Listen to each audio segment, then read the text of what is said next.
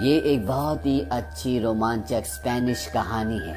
ये कहानी है एक राजकुमारी की जो अपनी दुनिया से, अपने किंगडम से खो चुकी है और अगर उसे अपनी दुनिया में, अपने किंगडम में वापस जाना है तो उसे 3 पहेलियों को सुलझाना होगा। इस कहानी की शुरुआत में एक लड़की को दिखाया जाता है जिसकी नाक से खून निकल रहा होता है और अब एक बार फिर से खून वापस उसकी नाक में जाना शुरू हो जाता है, यानी कि कहानी रिवर्स हो रही है। और तभी एक आवाज आती है। वो आवाज बताती है कि ये बहुत समय पहले की बात है। धरती की गहराइयों में एक राज्य में एक राजकुमारी रहती थी। यहाँ इस राज्य में न कोई दुख था न झूठ था, लेकिन यहाँ की जो राजकुमारी थी वो हमेशा ऊपर धरती पर जाना चाहती थी। वो नीले आसमान को, सूरज की किरणों को, बारिश की बूंदों को और हवा की सरसराहट को महसूस करना चाहती थी।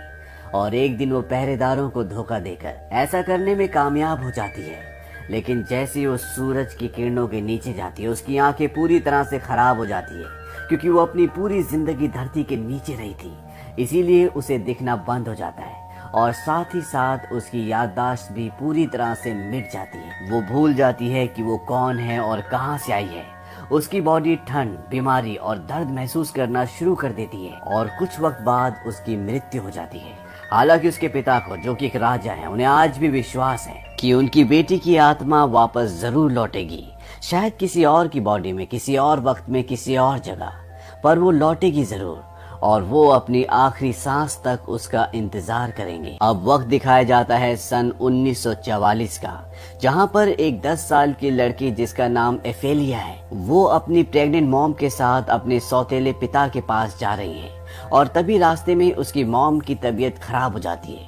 यहाँ पर सब गाड़ी रोकते हैं। एफेलिया भी गाड़ी से उतरती है और जब वो थोड़ा सा आगे जाती है तो उसके पैर से एक पत्थर का टुकड़ा टकराता है। वो उस पत्थर के टुकड़े को उठा लेती है।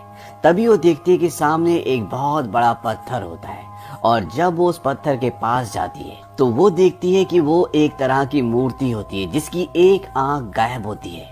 तभी वो उस पत्थर के टुकड़े को देखती है जो उसने अभी कुछ देर पहले जमीन से उठाया था। दरअसल ये टुकड़ा इसी पत्थर की आंख होती है और वो उसे वहां पर फिट कर देती है और जैसी वो उस आंख को लगाती है अंदर से एक कीड़ा बाहर निकलता है और वो उस कीड़े को देखकर हैरान होती है, क्योंकि उसे ऐसा लगता है कि ये कोई परी है।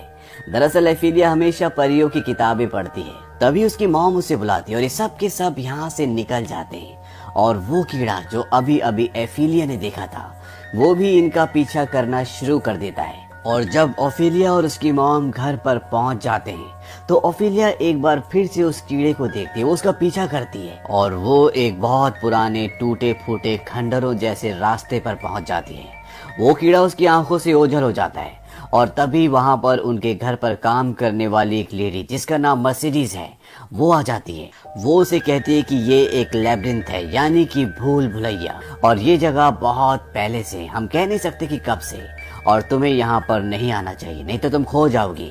और वो उसे अपने साथ वापस ले जाती है और जब वो वापस जा रहे होते हैं तो उसी कीड़े को दिखाया जाता है जो ऊपर बैठकर इन्हें जाते हुए देख रहा होता है। ओफेलिया यहाँ पर अपने सौतेले पिता यानी कि स्टेप फादर के यहाँ पर आई है जिसका नाम है विडाल। ये ओफेलिया को बिल्कुल भी पसंद नहीं करता और साथ ही साथ इसने पहले ये डिसाइड कर लिया होता है कि ओफेलिया की माँ, जो कि प्रेग्नेंट है, उसका बेटा ही होगा, क्योंकि इसे बेटा चाहिए। विडाल दरअसल एक सीनियर ऑफिसर की रैंक पर होता है। वो कैप्टन है और उसका काम है कि यहाँ पर जितने भी गोरिल्ला ग्रुप्स हैं उन सबको खत्म करना। ये वो वक्त था जब स्पेन में सिविल वॉर चल रहा था और इस वक्त बहुत सारे ऐसे छापामार ग्रुप्स थे जो सरकार पर, पुलिस ऑफिसर्स पर, आर्मी ऑफिसर्स पर हमला करते थे और विडाल यहाँ पर इन सबको खत्म कर देना चाहता है।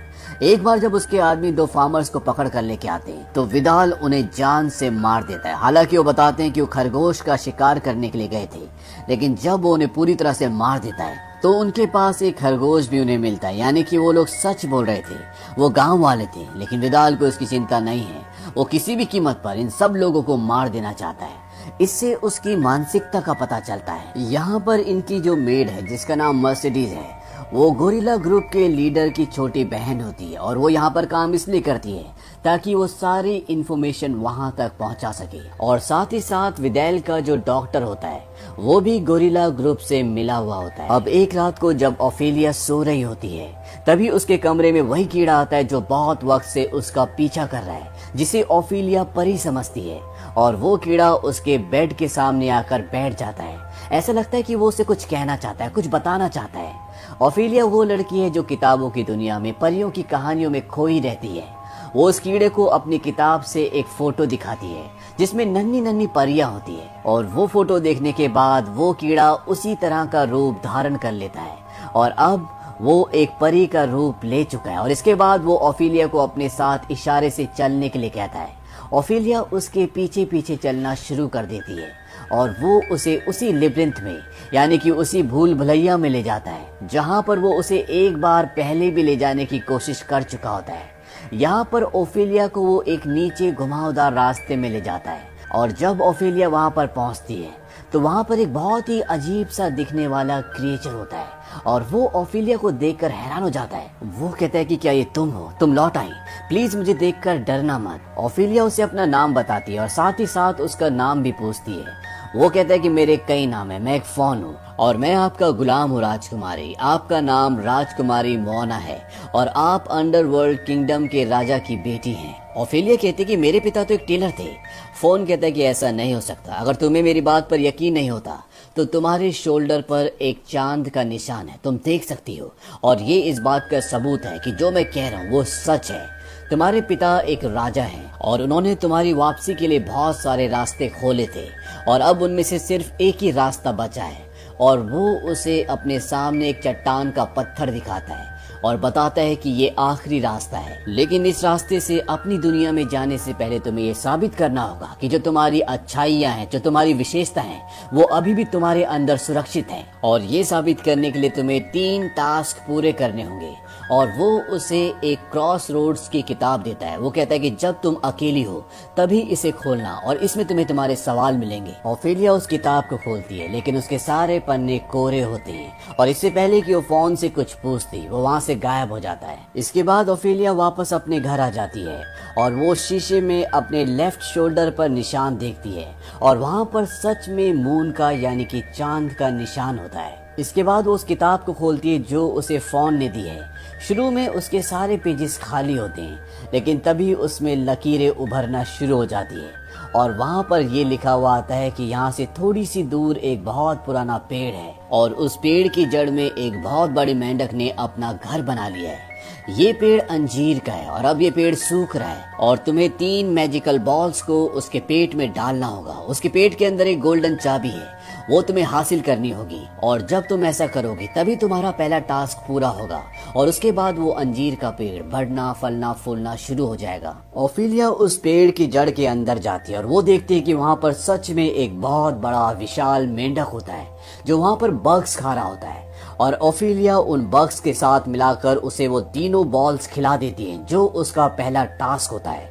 और जैसे वो विशाल मेंढक उन तीनों बॉल्स को खाता है उसका पूरा इंटेस्टाइन निकलकर बाहर आ जाता है और ओफेलिया उसके अंदर से अपनी गोल्डन चाबी निकालकर वहां से निकल जाती है और इस तरह से ओफेलिया अपना पहला टास्क पूरा कर लेती है। और जब वो घर जाकर बात ले रही होती है तभी उसके सामने वो कीड़ा आता है जो पिछली बार परी बन गया था। ओफेलिया उसे बोलती है कि मुझे लेब्रिंथ में ले चलो और एक बार फिर से वो कीड़ा उसे लेब्रिंथ में ले जाता है। वहाँ पर फोन उसके सामने आता है और वो उसे चाबी दिखाती है। वो कहती है कि मैंने अपना पहला टास्क पूरा कर लिया। वो फोन उसे एक चौक देता है। वो कहता है ये चौक और चाबी दोनों अपने पास रखो, ये तुम्हारे काम आएंगी। और ओफेलिया एक बार फिर से वापस अपने घर आ जाती है और घर आकर जब वो किताब खोलती है तो उसे किताब के अंदर सिर्फ खून दिखता है और तभी वो अपनी मॉम को देखती है जो कि प्रेग्नेंट होती है। उन्हें ब्लीडिंग होना शुरू हो जाती है और वो किताब को फेंक कर अपने डैड को जो कि उसके सौतेले पिता हैं उन्हें बुलाने के लिए बाहर चली जाती है। ओफेलिया अपनी मॉम की तबीयत के खराब होने से बहुत परेशान हो जाती है और उसी रात को जब वो अपने बेड पर लेटी होती है तो वहाँ पर फोन आता और वो कहता है कि तुमने अपना दूसरा टास्क पूरा क्यों नहीं किया। ओफिलिया उसे बताती है कि मेरी मॉम की तबीयत बहुत खराब हो चुकी है, इसीलिए मैं अपना दूसरा टास्क पूरा नहीं कर पाई। फॉन उसे कहता है कि हम टाइम वेस्ट नहीं कर सकते, पूरे चांद की रात आने वाली है। और वो उसे एक मैंड्रेक की जड़ देता है और कहता है कि इस जड़ को दूध के साथ मिलाकर अपनी मॉम के बेड के नीचे हर सुबह रख देना और उसमें अपनी 2 खून की बूंदें मिला देना। तुम्हारी मॉम पूरी तरह से ठीक हो जाएगी। और वो उसे अपनी नन्ही परियां भी देता है। वो कहता है कि ये तुम्हें रास्ता दिखाएंगी। अब तुम्हें अपने दूसरे टास्क को पूरा करना होगा और दूसरा टास्क बहुत खतरनाक है। वहाँ पर जो तुम्हें मिलेगा वो इंसान नहीं होगा, वो एक ऐसा जीव होगा जो तुम्हें किसी भी कीमत पर मारना चाहेगा। वहाँ पर तुम्हें खाने की बहुत सारी स्वादिष्ट चीजें भी मिलेंगी और तुम्हें गलती से भी कोई भी चीज को नहीं खाना। वो उसे एक समय यंत्र भी देता है। वो कहता है कि इस समय के खत्म होने से पहले तुम्हें वापस लौटना होगा। अब ओफिलिया एक बार फिर से उस किताब को खोलती है और उसमें लिखा होता है कि अपने कमरे में चौक से किसी भी जगह पर एक दरवाजे का निशान बनाओ।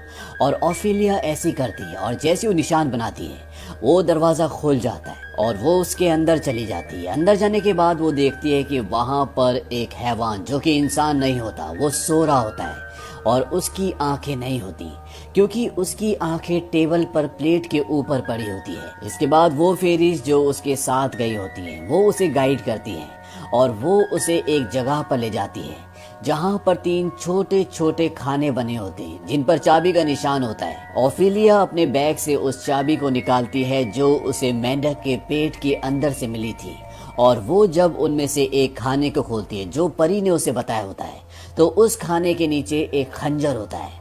इसके बाद ओफिलिया वहां से जाने लगती है और जब वो टेबल पर वो स्वादिष्ट खाना देखती है तो मंत्रमुग्ध हो जाती है। वो चाहकर भी अपने आप को रोक नहीं पाती और वो उसमें से कुछ खाना शुरू कर देती है। और जैसे वो खाना शुरू करती है तो वो दैत्य जो बिना आंखों वाला सामने बैठा होता है वो टेबल से अपनी आंखें अपने हाथों में फिट कर लेता है और अब वो अपने हाथों से ओफिलिया को देख सकता है। और इससे पहले कि वो ओफिलिया को मारता, जो उसके साथ फेरीज होती हैं वो उस दैत्य पर हमला कर देती हैं और ओफिलिया वहां से भाग जाती है। लेकिन तब तक उसका वक्त खत्म हो जाता है और दरवाजा अपने आप ही बंद हो जाता है। लेकिन इससे पहले कि वो दैत्य उस तक पहुंचता, वो एक बार फिर से ऊपर रोशनदान का एक निशान बनाती है और उस रोशनदान से वो वापस अपने कमरे में आ जाती है और इस तरह से वो अपना दूसरा टास्क भी पूरा कर लेती है। और इस टास्क को करने के बाद ओफिलिया वही करती है जो उसे फॉन ने कहा था, यानी कि वो दूध के साथ उस जड़ को रखती है जो उसे फॉन ने दी है। दरअसल ये एक मैजिकल जड़ होती है जो एक छोटे से बच्चे की तरह होती है और वो उसे अपनी मॉम के बेड के नीचे रख देती है और साथ ही उसमें अपना 2 बूंद खून भी मिलाती है। धीरे धीरे उसकी मॉम की तबीयत ठीक होना शुरू हो जाती है। वहीं दूसरी तरफ ये दिखाया जाता है कि ओफिलिया के सौतेले पिता, जिसका नाम विदाल है, वो किसी भी कीमत पर गुरिल्ला सेना को पूरी तरह से खत्म करना चाहता है। इसीलिए वो गांव की सारी मेडिकल सप्लाई और फूड सप्लाई रोक देता है, उसे स्टोर कर लेता है ताकि गांव वाले राशन और मेडिकल फैसिलिटीज गुरिल्ला सैनिकों तक ना पहुंचा पाए और वो अपने आप ही पहाड़ों से जंगलों से बाहर आ जाए ताकि ये उन्हें खत्म कर दे। लेकिन एक दिन गुरिल्ला सेना बॉम्ब से एक ट्रेन को उड़ा देती है और जब विदाल और उसके लोग वहां पर जाते हैं तो वो देखते हैं कि पूरी ट्रेन बॉम्ब के धमाके से उड़ चुकी है। और जब वो वापस अपनी जगह पर आते हैं तो वो देखते हैं कि वो स्टोर रूम जहां पर उन्होंने मेडिकल का सामान और राशन रखा होता है वो पूरी तरह से खाली हो चुकी होती है और बाहर जो ताला होता है उसे चाबी से खोला गया है और इस ताले की सिर्फ एक ही चाबी है जो विदाल के पास अभी भी होती है। वो समझ जाता है कि यहाँ पर आसपास कोई उन बागियों से, उन गुरिल्ला से मिला हुआ है। इसके बाद ये लोग उस गुरिल्ला ग्रुप के पीछे जाते हैं जिन्होंने अभी अभी इस जगह को लूटा है। दोनों तरफ से फायरिंग होती है, दोनों तरफ बहुत सारे लोग मरते हैं और इसी मुठभेड़ में विदाल एक गुरिल्ला सैनिक को पकड़ लेता है। लेकिन अब उसे पूरा का पूरा शक मर्सिडीज के ऊपर है जो उसकी मेड है कि उसी के पास गोदाम की दूसरी चाबी थी और उसने वो चाबी गुरिल्ला सैनिकों को दे दी जिसकी वजह से उन्होंने इस जगह को लूट लिया। वहीं दूसरी तरफ ये दिखाया जाता है कि फॉन एक बार फिर से ओफिलिया के पास आता है और वो कहता है कि तुमने मेरी बात नहीं मानी, इसीलिए मैं तुम्हें तीसरा टास्क नहीं दे सकता और अब तुम्हें हमेशा के लिए इस मॉर्टल दुनिया में रहना पड़ेगा। दरअसल उसने ओफिलिया को कहा था कि जब तुम दूसरा टास्क पूरा करने के लिए जाओगी तो वहाँ पर कुछ भी मत खाना, लेकिन वहाँ पर उसने खाया, जिसकी वजह से 2 परियों की मौत भी हो गई और अब वो वहाँ से चला जाता है। वहीं दूसरी तरफ ये दिखाया जाता है कि विदाल डॉक्टर को कहता है कि इस बागी को, जिसको उन्होंने पकड़ा होता है, वो कहता है इसको जल्दी ठीक करो ताकि वो उसे बुरी तरह से टॉर्चर कर सके और उसके साथियों का, उसकी जगह का पता उससे निकलवा सके। लेकिन डॉक्टर भी बागियों से यानी कि गुरिल्ला सैनिकों से मिला होता है, इसीलिए वो उस आदमी को, जिस आदमी को विदाल ने पकड़ा है, वो उसे जहर का इंजेक्शन देकर मार देता है। लेकिन विदाल को इस बात का पता चल जाता है और वो डॉक्टर को गोली मार देता है। इसके बाद वो ओफिलिया और उसकी मॉम के कमरे में जाता है और विदाल बेड के नीचे देख लेता है जहां पर ओफिलिया ने उस जड़ को रखा है जो उसे फोन ने दी थी। और विदाल ये सारी की सारी बातें ओफिलिया की मॉम को बताता है। वो उस जड़ को उसकी मॉम के हाथ पे रखकर वहां से चला जाता है। ओफिलिया की मॉम बोलती है क्या है, और ओफिलिया अपनी मॉम को सारी बातें सच बता देती है। ओफिलिया की मॉम कहती कि तुम्हें इन परियों की कहानियों से बाहर आना पड़ेगा, और वो उस जड़ को आग में फेंक देती है और जैसे वो जड़ जलती है, ओफिलिया की मॉम के पेट में दर्द होना शुरू हो जाता है और उनकी डिलीवरी हो जाती है। ओफिलिया का भाई पैदा हो जाता है, लेकिन ओफिलिया की मॉम की मृत्यु हो जाती है, जिससे ओफिलिया को बहुत दुख होता है। अब यहाँ पर विदाल को उसकी मेट पर, जिसका नाम मर्सिडीज है, उस पर शक होता है कि हो ना हो इसी ने चाबी उन बागियों को, उन गुरिल्ला सैनिकों को दी है, जो कि सच भी होता है। और ये बात मर्सिडीज को अच्छी तरह सेंस हो जाती है कि विडाल को उस पे शक है, और उसी रात को वो ओफिलिया के कमरे में जाती है और वो उसे कहती कि तुम भी मेरे साथ चलो, क्योंकि वो यहाँ से भागना चाहती है। और जब ये दोनों यहाँ से भाग रहे होते हैं तो विडाल इन दोनों को पकड़ लेता है और अब विडाल को ये लगता है कि ओफिलिया भी इन सब के साथ मिली हुई है और वो उसे कमरे में बंद कर देता है। और इसके बाद वो मर्सिडीज के पास जाता है। वो उसे टॉर्चर करना चाहता है, लेकिन इससे पहले कि वो उसे टॉर्चर करता, मर्सिडीज अपने चाकू से अपनी रस्सियों को काट कर विडाल को बुरी तरह से जख्मी करके वहां से भाग जाती है। लेकिन ऑफिसर्स उसे दोबारा से पकड़ लेते हैं और इससे पहले कि वो उसे वापस विडाल के पास ले जाते, वहां पर मर्सिडीज के साथी यानी गुरिल्ला सैनिक आ जाते हैं और वो सारे ऑफिसर्स को मार देते हैं। अब उसी रात को ओफिलिया के रूम में फोन एक बार फिर से आता है और वो कहता है कि मैं तुम्हें एक और मौका दूंगा, लेकिन तुम्हें कोई भी सवाल नहीं पूछना होगा। तुम्हें अपने भाई को लेकर लेब्रिंथ आना होगा और आज पूरे चांद की रात है, और आज अगर उसने वो तीसरा टास्क पूरा नहीं किया तो कभी भी वो अपनी दुनिया में वापस नहीं जा पाएगी। फोन उसे मैजिकल चौक भी देता है और उस मैजिकल चौक से वो उस जगह से बाहर निकलकर उस दूसरे रूम में चली जाती है जहां पर उसका भाई होता है, और वो अपने भाई को लेकर विडाल को चकमा देकर वहां से निकल जाती है। लेकिन विडाल भी उसका पीछा करता है और जब विडाल बाहर आता है तो वो देखता है कि गुरिल्ला सैनिकों ने उनके ऊपर हमला कर दिया है। उनके पास बंदूकें हैं, उनके पास बॉम्ब है, और ये सारा असला उन लोगों ने इन्हीं के गोदाम से चुराया होता है। लेकिन विडाल उस तरफ ध्यान नहीं देता और वो ओफिलिया के पीछे लेब्रिंथ पहुंच जाता है। ये भूल भुलैया की दुनिया है, और यहाँ पर जब ओफिलिया रास्ता ढूंढ रही होती है तभी वहां से दीवार के बीच में एक रास्ता खुलता है और उसके अंदर चली जाती है, और इसके बाद वो रास्ता बंद हो जाता है। अंदर फोन होता है और फोन उसे कहता है कि तुम्हारा टास्क ये है कि तुम्हें उस चाकू से, जिस चाकू को तुम अपने दूसरे टास्क के दौरान यहाँ पर लाई थी, उस चाकू को अपने भाई के हाथ पर चुभाना होगा और उसकी कुछ खून की बूंदें यहाँ पर डालनी होगी, तभी दूसरी दुनिया का रास्ता खुलेगा। लेकिन ओफिलिया ऐसा करने से मना कर देती है। वो कहती है भले मैं इस दुनिया में हमेशा के लिए रह जाऊं, लेकिन मैं ऐसा नहीं करूंगी। हालांकि फोन उसे इंसिस्ट भी करता है, लेकिन ओफिलिया उसकी बात को नहीं मानती। तभी वहां पर विडाल भी पीछे से आ जाता है, लेकिन विडाल को सिर्फ ओफिलिया और उसका बेटा दिख रहा होता है, उसे फोन नहीं दिख रहा होता। वो ओफिलिया से अपने बेटे को लेता है और उसे गोली मारकर वहां से निकल जाता है।